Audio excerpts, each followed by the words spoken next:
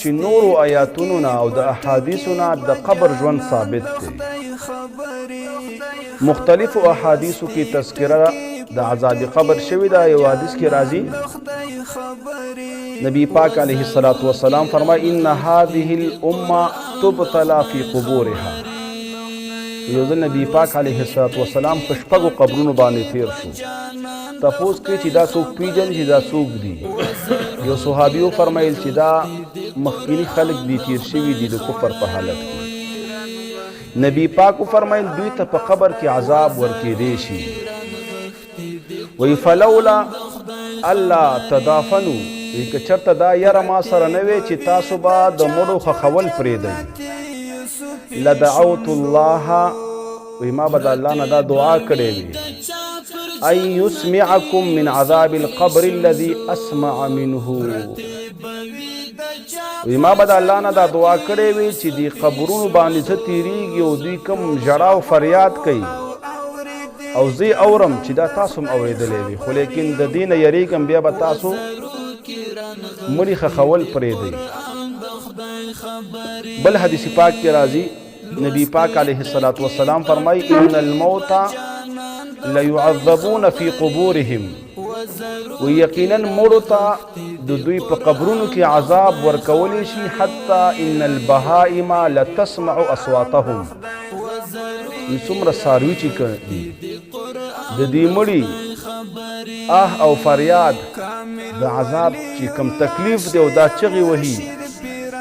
دا ټول بهائم څاروي اوري. یو بل حدیث کې نبی پاک علیه الصلاة والسلام مر نبی صلی الله علیه وسلم علی قبرین، په دو قبرونو باندې تیر شو. فقال وی فرمایل انهما لیعذبان، دې دوارو ته عذاب ورکېدی شي. وما يعذبان من کبیر، او څه د غټ جرم په سزا کې د عذاب نه دی یا دومره غټه ګناه نه وه چې دتې نه ځان نشو ساتلی، بلکې یو وړوکی عملو. ثم قال بل احدهما، یو په دې دواړو کې هغه فکان یسعى بالنمیمه، ده به محنت کا او کوشش به کا او منډه به په چغولۍ کې وهله، د یو چغولي تا ته او د بل ته دا کار وده. واما احدهما فکان لا یستتر من بوله، دا بل هغه کس و چې ده به د وړو بولو نه ځان نه بچ کاوه او دس به یې نه وچاو، داریک به پورته کېده. یا یو بل روایت کې دي ده به ګډې بیزې سره ولي، د هغې د بولو نه به یې ځان نه بچ کاوه. او نبی پاک علیه الصلاة والسلام به بار بار دا دعا غوښتله اللهم انی اعوذ بک من عذاب القبر. كان يستعيذ من عذاب القبر ومن فتنة الدجال. وقال دا به فرمایل انکم تفتنون فی قبورکم، وی تاسو ته به عذاب در کېدی شي ستاسو په قبرونو کې. لہذا نبی پاک به پناه غوښتل او مونږ ته هم پکار دي چې د الله نه پناه وغواړو چې یا الله مونږ د عذاب قبر نه بچ وساته. یو بل حدیث ته نبی پاک علیه الصلاة والسلام فرمایي دا دعا به غوښتله اللهم رب جبرائیل و میکائیل و رب اسرافیل اعوذ بک من حر النار، یا الله زه پناه غواړم ستانه د ګرمایش د جهنم د اور نه، و من عذاب القبر او د عذاب قبر. د عثمان بن عفان بارک راضی و اذا وقف على قبر، و چې کله به په قبر ودرېده مقبرې و درې ته براغې یبکي ډېر به یې وژړل حتی یبل لحیته، تر دې چې ګیره مبارکه به یې لنده شوه. فقیل له، یو ملګري ورته وویلې وی تذکر الجنه والنار، د جنت او د اور ذکر کېږي ته جاړې نه، لیکن دلته ډېر زیات جاړې. نو هغه ورته وفرمیل رسول پاک صلی الله علیه وسلم فرمایلی دی ان القبر اول منازل الاخره، وی دا قبر اول منزل د آخرت دی. فان نجا منه، کچا نجات کامیابی دل په دې قبر کې فما بعده ایسر منه، دین رستو بیا اسانتیا ده. وان لم ينجو، کچا نجات موندې شو نو بیا د دین رستو ډیره سختیا ده. نو ځکه دلته راشم ډیر اجارم. بعضې سلفونه نقل دي حاتم بن عاصم نوی څوک چې په مقبرې باندې تیر شو او د عبرت وانخیسته او مړو ته یې دعا ونه کړه، وی فقد خانکم وخان نفسه، وی د هغې مقبرې والا سره خیانت وکړو او د ځان سره خیانت وکړو هغوی ته به دعا کړي او خپله به عبرت علي یو خبره یاد وساتئ موږ به په آخرت کې یوې نیکۍ ته محتاج یو علما فرمایي د ټولو نه زیاته نیکي چې انسان ته میلاویږي هغه په دعا باندې میلاویږي او بیا په دعا کې چې یو انسان لاسونه اوچت کړي او دا دعا کوي امت مسلمه ته او بیا دا وایي چې یا الله بخښنه وکړي امت مسلمه ته که مړه دي او که ژوندي دي که تیر شوي دي او که را روان دي وی دته د ده په عملنامه کې د هر مؤمن په سر باندې یوه نیکي لیکلی کېږي نن په دې وخت کې څه کم 2 اربه پوشه مسلمانان دي دا څومره غټه نیکي شو بیا تیر شوي او را روانه او بیا چې کله انسان دا دعا وکړي چې یا الله په ټول امت مسلمه او انسانیت باندې رحم وکړي هدایت ورته وکړي چې کم تیر شوي دي او را روان دي نو دا څومره غټه خبره شوه بیا نو دغې وجې نه عاصم فرمایي چې د ځان سره هم خیانت وکړه عبرت یې وانخیسته او د دې د قبرونو سره هم خیانت وکړه هغې ته یې دعا ونه کړه او حاتم باره کې راځي و یو ځل اذیرې ته راغی او ودرېد او د علي کرم الله وجهه یو قول بیان کوي علي کرم الله وجهه یو ځل اذیرې ته راغی وقف علي ابن ابي طالب وی ادرېده په یو قبر او مقبره باندې علي کرم الله وجهه او وی فرمایل مړو ته خطاب شروع کړ و ان بیوتکم قد سکنوا وی ستاسو کورونه ستاسو نه خاموشه شو ستا نوم په ستا کور کې بیا نه یادېږي و ان اموالکم قد وزعت او ستاسو مالونه هغه تقسیم کړی شو و ان النساء قد زوجت او ستاسو بیبیانې هغه نورو په نکاحونو واخیستې تاسو وایئ ستاسو څه حال دی عمر ابن عبدالعزیز یا مالک ابن دینار نم دا قول منقول دی وی که چرته دی ادیرې والو آواز کولی شو خبرې کولی شي نو دا به یې ویلی و هغه یو څه اشعار ویلی دي وی اتیت القبور فنادیتها و یو ځل زه یو قبر ته رالم مقبرې ته رالم ادیرې ته رالم او آواز مې ورکه این المعظم و این المحتقر وی څه شو هغه غټ خلکه څه شو هغه بادشاهان څه شو هغه مالدار څه شو هغه خانان څه شو هغه نوابان څه شو هغه پیسو والا او زر او زمین والا غټو گاډو غټو بلډینګونو والا و این المحتقر او هغه فقیر پکې څه شو هغه مزدور پکې څه شو هغه دیډیمار او غریب پکې څه شو این المذل بسلطانه وی څه شو هغه چې کبر به کو په خپلې بادشاهۍ باندې و این المعظم څه شو هغه چې ډېر فخر سره به په لارو کوڅو کې ګرځېده اذا ما افتخر خبرو کې به تکبرو په ناسته ولاړه کې به تکبرو جګړې کې به تکبرو په خاموشۍ کې به تکبرو چرته به چې روانو متکبر انداز به که چا سره به خبرې کولې وي څه شول وی من بین القبور ورته آواز وشو وی تساووا جمیعا وی ټول برابر دي که هغه بادشاه دی او که هغه مزدور دی که هغه مالدار دی او که هغه غریب دی که هغه خان دی او که هغه یو عام انسان دی او تفانوا جمیعا ټول فنا شول وی فما مخبرون وی هیڅوک خبر والا نشته چې خبر د دوی نه بیان کړي چې څه حالت لاندې تیریږي نن که په یو چا باندې بیماری وي نو تا ته خو حالت بیان شي چې هلکه فلان کې ډېر سخت حالت کې دی وماتوا جمیعا ومات الخبر وی ټول مړه شول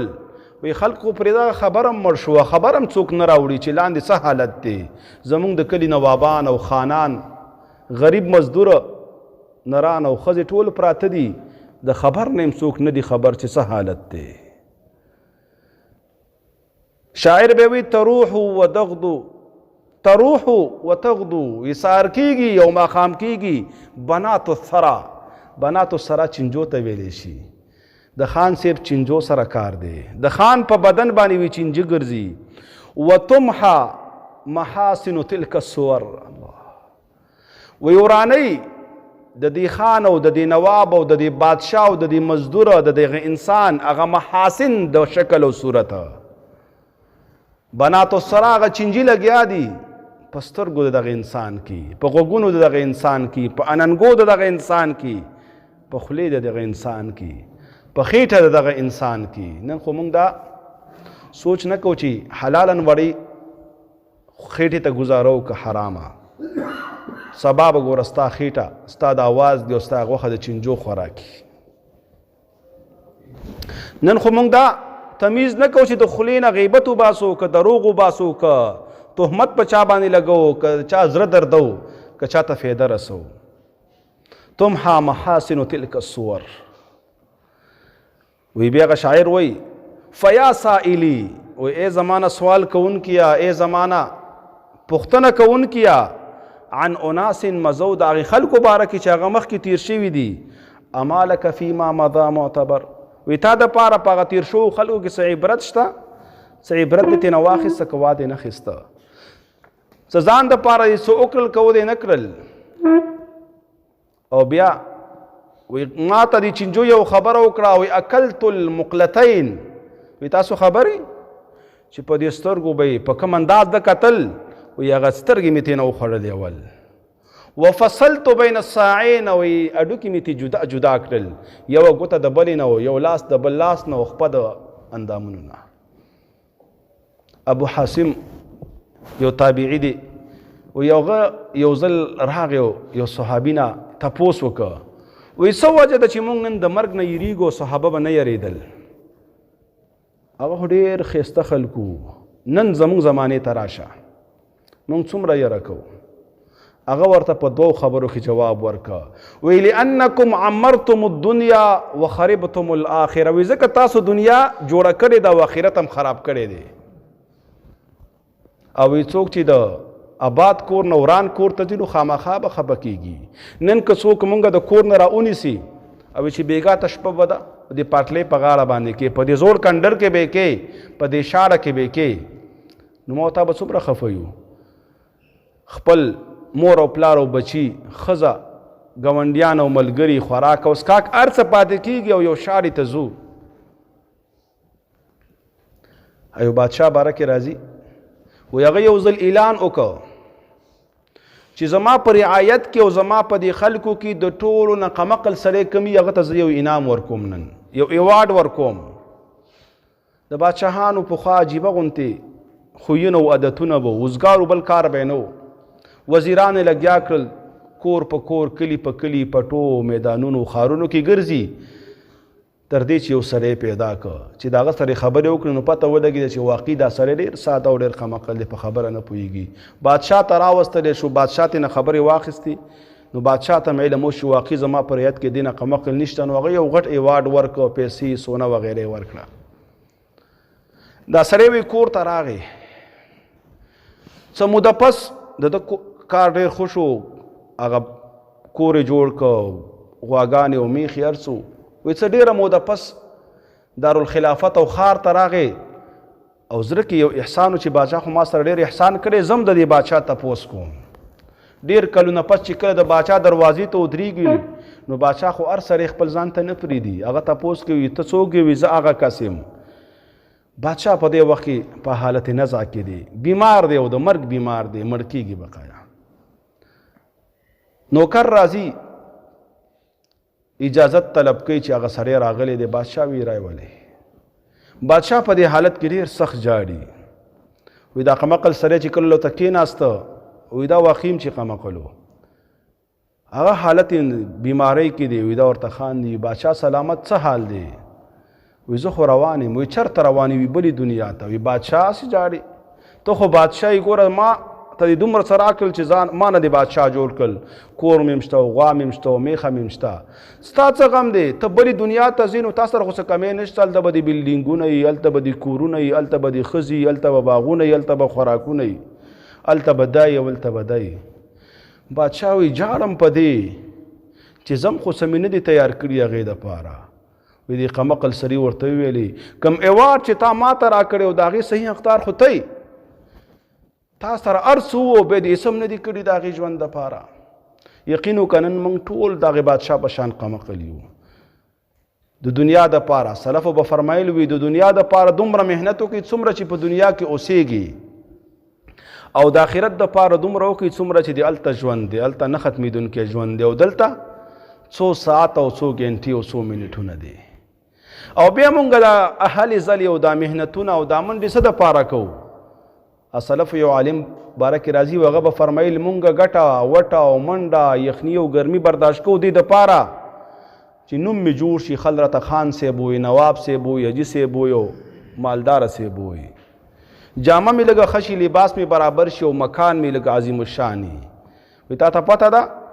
په دې مرګ سره ستا نه دا هر څه لځي. اول ستا نه ستا نوم ختمیږي، بیا دا نه وي چې نواب صاحب مړ شوی دی او د نواب صاحب قبر فلانکي ځای کې دی. نه وي مړی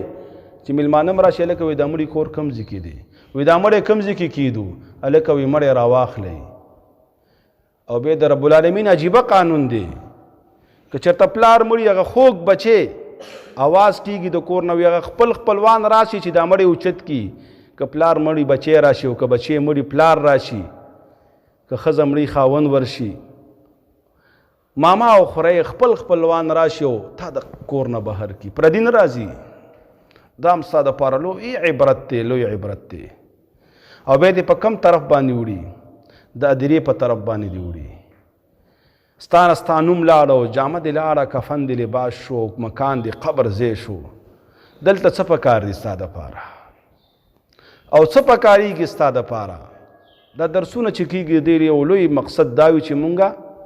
لږ را بیدار شو، مونږ لږ څه اعمال وکړو د هغې ژوند دپاره کوم چې مونږ ته یقیني راپېښ دی او خامخا به ورځو. او دې دپاره رب العالمین په دې بندګانو باندې عجیبه عجیبه امتحانات راولي، دې دپاره چې دا انسان لږ راویښ شي، دا انسان لږ څه نه څه تیاری وکړي دې دپاره. و یو ځل نبي پاک علیه الصلاة والسلام ملک الموت ته سوال وکړه، تپوس یې وکړه چې د ټولو نه لوی پیغام تا سره دی، پلار د بچي نه، رور د رور نه، مور د لور نه جدا کې. تا ته پکار ویو چې لږ انتباه دې ورکوله، خبرداری دې ورکولو، څه علامه خو دې ظاهروله. وی ملک الموت ویلي چې د دپاره رب العالمین ډېر نشانات مقرر کړي چې په ګیره کې سپین ولګي د دام د دپاره یو عبرت دی. موت الاقران، امزولی مړ شو دام عبرت دی. په محلې کې اچانک مړی وشو دام عبرت دی. د عذابونه راځي مونږ باندې څومره رال په دې لږ وخت کې. اول مر تندر ونیوله، بیا سپوږمۍ تندر ونیوله، بیا زلزلې رالی، دا نن دا بیماري راله. یو خبر یاد وساتئ، دا قرآن د نصیحتونو د عبرتونو نه ډک کتاب دی. انشاءالله الله دې په عمر راته نصیب کړي چې دا قرآن ولولو، موږ به انشاءالله په ډېر څه پوه شو. په رب العالمین په خپل کلام کې دوه قومونو ذکر کړی دی چې په دواړو باندې الله عذاب راواسته. یو ته الله نجات ورکو، بل الله پاک په هغه عذاب کې غرق کو. دواړه مشهور قومونه دي، یو قوم د یونس علیه السلام دی او بل قوم د نوح علیه السلام دی.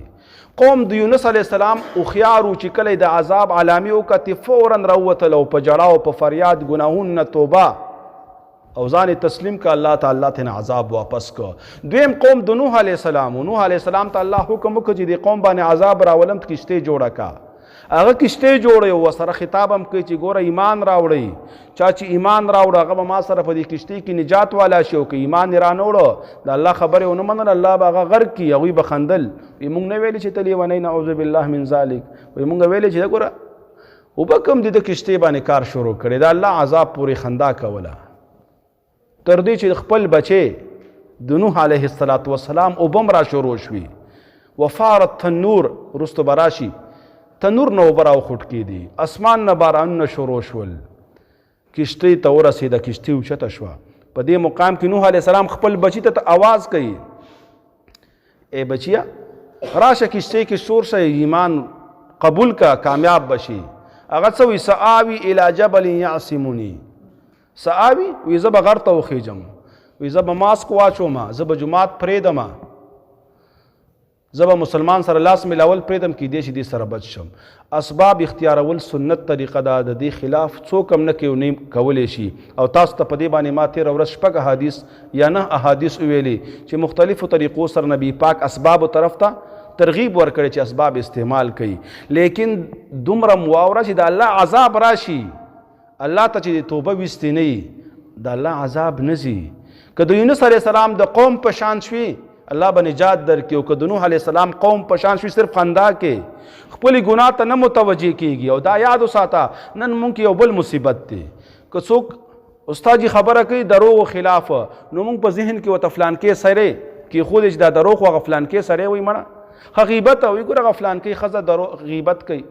وایي ارامخوري مړه وي هغه فلانکې نه هره خبره په ځان باندې چسپان کوه هره خبره ځان ته متوجه کوه هره خبره امتا ته کېږي خپله ترېنه عبرت واله عذاب راغی خپل ځان ته وګوره که زه دروغ یم نو فورا توبه که ما کې خیانت یې فورا توبه که ما پردی مال خوړلی فورا واپس که ما میراث خوړلی د لور خوره فورا هغه ته حق واپس که زه معاملاتو کې دروغ ویم هغې نه توبه که زه ملاوټ کوم د هغې نه توبه که زه مسلمان ته مال ورکوم او کمی کوم په هغې کې وزن کې هغې نه توبه که زه دکاندار یم او اعلی کوالټۍ پیسې علم او ادنا کوالټي ورکوم قیمت د ښه شي علم ورکوم خراب شي د هغې نه توبه که زما په ګاونډ کې زما نه ګاونډي تنګ دی هغې نه توبه که زما نه زما بچی تنګ دی د هغې نه توبه که زما نه زما ښځه تنګه ده هغې نه توبه ځانونه اصلاح کوي الله ته توجه کوي بیا الله عذاب لرې کوي او که دا نه یقین وکوي دنیا اعلان کړی چې موږ سره د دې مقابله نشته نو موږ خو ډېر عجزان یو موږ خو ډېر کمزوري خلک یو او بیا خاصتا پاک هند افغان دوی سره خو اسباب هم نشته دوی خو 75% خلک غریبان دي ای په کورونو کې او قرنطینه کې سارېدی نشي هغوی به خامخا خپل غربت بار کوي تاسو به نن کتلي یقین وکړه سفر بند دي نن په یو ټرک کې د کراچۍ نه کویټې ته راته څه 50 یا 60 کسان پکې بند وو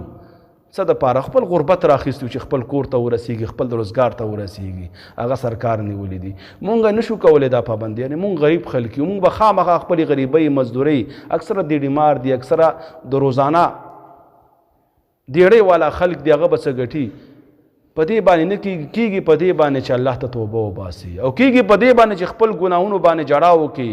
دنیا به هم دې ښایسته شي او آخرت به هم دې ښایسته شي د دې ټولو مقصد دا وي چې الله ته جړا وکړي او نن ستا یوه اوښکه الله ته ډېره قیمتي ده او که الله مکه یو ځل مړ شوي